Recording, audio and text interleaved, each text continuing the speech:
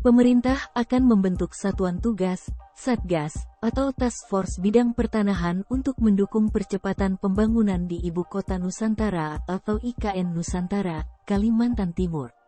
Dilansir dari Kompas.com, hal itu dikemukakan Kepala Otorita IKN Bambang Susantono usai rapat terbatas, Ratas, mengenai perkembangan investasi di IKN yang dipimpin Presiden Joko Widodo. Jokowi, bersama jajaran di Istana Merdeka, Jakarta, pada Senin, tanggal 15 Mei tahun 2023. Dibentuk satu task force khusus untuk menyelesaikan berbagai permasalahan di bidang pertanahan, ujar Bambang dalam keterangan pers dikutip dari siaran YouTube Sekretariat Presiden. Pembentukan Satgas khusus itu agar segala sesuatu yang berkaitan dengan lahan bisa berstatus clean and clear. Artinya, lahan yang akan ditawarkan kepada investor adalah tanah-tanah yang memang sudah matang dan diketahui harganya. Sehingga mereka, investor, bisa langsung menghitung kondisi topografi, geologi, akses, dan sebagainya.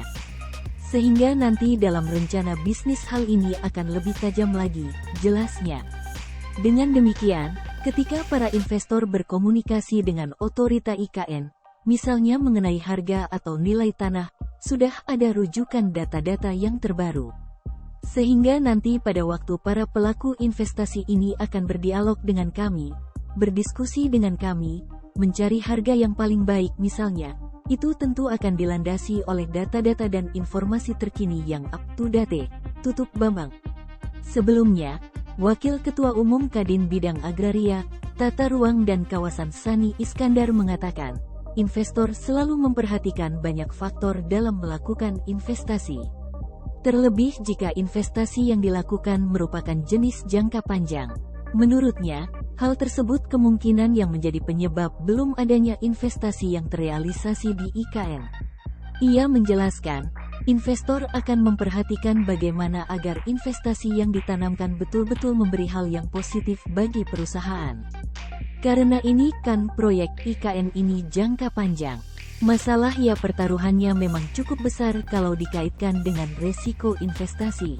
Jadi manfaat yang diperoleh dengan resiko itu selalu beriringan, dan IKN yang termasuk di situ, kata Sani, Rabu, tanggal 3 Mei tahun 2023.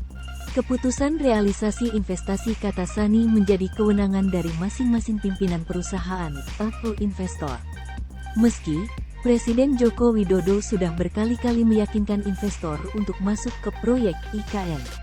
Sani menjelaskan, soal pertanahan misalnya menjadi salah satu faktor bagaimana kelanjutan investasi. Hal ini sejalan dengan pernyataan Menteri PUPR Basuki Hadimuljono bahwa, masalah pertanahan menjadi faktor yang membuat teknis pembelian tanah menjadi penyebab investasi di IKN belum juga terrealisasi.